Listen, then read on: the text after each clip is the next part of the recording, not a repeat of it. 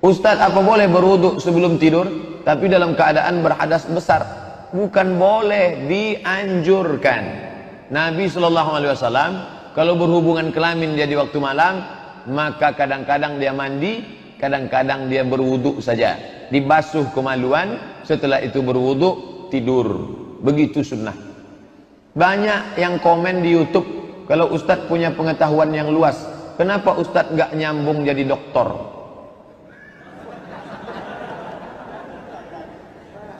Saya dapat beasiswa dari AMCI. AMCI, Ajong Marocain Coopération International. Jatah beasiswanya 7 tahun. Terserah mau S1, mau S2, S3, 7 tahun. Lebih 7 tahun tak boleh. Sudah saya habiskan 2 tahun. Karena saya S2 2 tahun, 23 bulan saya selesaikan, habis. Jatah saya 4 tahun lagi. Mestinya saya pulang haji, habis selesai saya pergi ke Makkah haji, bisa saya sambung 4 tahun lagi untuk doktor. Lalu kenapa Ustaz balik? Kata mak saya, tak ada gunanya kau balik doktor kalau aku almarhum. Balik saya. Sudah balik tak sempat lagi. Sudah mau mendaftar, Ustaz bisa Isra Mi'raj? Bisa Maulid Nabi? Macam mana mau nulis doktor menjawab nih? Oh, jadi Ustaz nyalahkan kami nih? Enggak. Doakan aja lah. Nanti dapat doktor honoris causa 1000 jam di YouTube, katanya ada hadiah doktor. Bolehkah menggunakan obat-obat? Laki-laki pakai obat kuat. Orang yang biasanya pakai obat kuat karena dia tak kuat. Laki-laki yang lemah syahwat, nama penyakitnya inin. Dalam kitab fikih tengok inin. Orang yang kena penyakit ini dianjurkan berobat setahun. Laki-laki yang setahun berobat tak sembuh, istrinya boleh menggugat ke pengadilan. Namanya uyub musyawwahah dalam kitab fikih. Jadi Pak Ustadz boleh, boleh. Dia udah 3 tahun, gugatlah pengadilan. Tapi kemudian dimakannya lah pil obat kuat, Viagra. Setelah itu jantungnya pun meletup, pus mati. Kap 70 diisi minyak pesawat, meletup lah. Boleh berobat dengan obat yang syar'i, tidak menimbulkan efek samping, hanya untuk memperbaiki yang tak baik. Adapun memperturutkan hawa nafsu yang tidak-tidak, hiperseks, maka haram hukumnya karena menyakiti pasangan. Berhubungan kelamin adalah ibadah untuk punya anak, menyalurkan libido seksual, bukan untuk memperturutkan hawa nafsu seperti orang kafir. Itu mesti dipahami dalam Islam.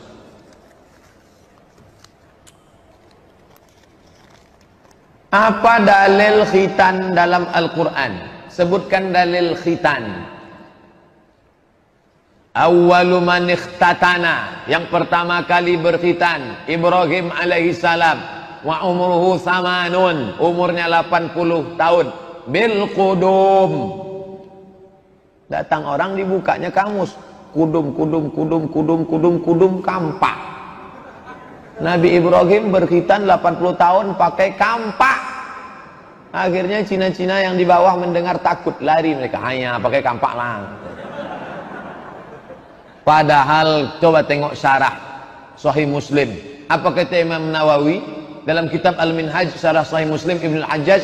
Bil qudum. Nabi Ibrahim berkhitan umurnya 80 tahun di sebuah kampung bernama Kudum. Nama kampung itu Kampak. Di Riau ini ada, di Sumatera ini ada kampung Kampak, ada jalan ke Medan Cikampak. Dia nanya pakai Quran. Kata dia, kalau tak ada Quran, kalau ente pakai Quran, saudaraku, tak usah sholat subuh, karena tak ada sholat subuh dalam Quran. Ada tak? Ya ayyuhallazina amanu shollu sholatas subhi raka'ataini, adaan makmuman lillahi ta'ala. Mana ada? Ayat Quran itu global. Lalu penjelasan detailnya di mana? Dalam hadis. Ayat Quran tentang khitan mana? Innallaha yuhibbut tawwabina wa yuhibbul mutahhirin. Allah suka kepada orang yang suci. Di antara suci adalah khitan. Potong kuku suci, cabut bulu ketiak suci, potong rambut suci, bersih badan suci, berkhitan suci. Karena kalau tak dipotong itu ada namanya hasyafah, di atas ada najis. Makanya anak kecil yang belum bersunat bisa memutus sop. Kenapa anak kecil yang belum bersunat memutus sop? Karena ada najis di ujung senapan AK-46. Mengangkat tangan sampai ke telinga ketika takbir, rukuk, iktidal. Itu harus apa tidak Pak Ustadz? Sunnat. Rukun, syarat, wajib, sunat. Ngangkat tangan 4 itu sunat. Allahu Akbar. Allahu Akbar. Sami Allahu liman hamidah. Nanti pas mau sujud, mau bangkit dari sujud, tasyahud awal, Allahu Akbar, sedaun telinga. Allahu Akbar, 1. Allahu Akbar, 2. Sami Allahu liman hamidah, 3. Bangkit dari tasyahud awal, Allahu Akbar. Mengangkatnya sedaun telinga atau sebahu? Allahu Akbar. Perempuan lebih tertutup lebih baik. Perempuan bagus sampai sebahu. Laki-laki pilih 2, sedaun telinga atau sebahu. Ada mazhab yang tak mengangkat tangan, ada. Mazhab yang mengangkat sekali saja, Hanafi. Hanafi cuma sekali aja, Allahu Akbar. Lain-lain dia tak angkat lagi. Jadi kawan saya itu Hanafi lah Pak Ustaz. Belum tentu juga. Bisa jadi dia Hanafi, bisa jadi dia malas, bisa jadi dia tak tahu.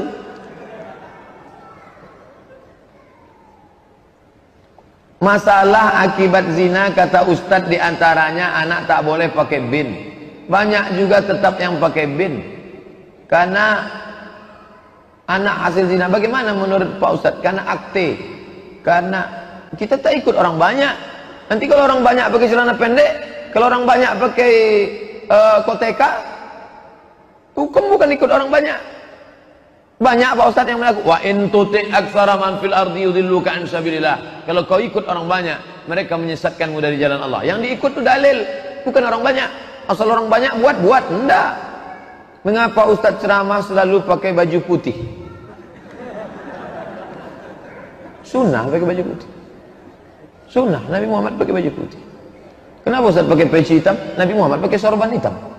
Kenapa Ustadz tak pakai sorban? Hilang hidung saya. Sorban ada dong. Nabi Muhammad pakai baju putih. Ada SMS masuk, Ustadz kalau bisa jangan baju putih teruslah. Kami bingung mencari videonya. Buka ini, itu lagi, lebih putih. Gantilah Pak Ustadz, kadang-kadang hijau, kadang-kadang biru, biar mudah kan. Ingatlah judulnya. Jangan baju saya suruh robah. Judulnya ingat. Judul pengajian tuh ingat. Saya pula suruhnya ganti baju.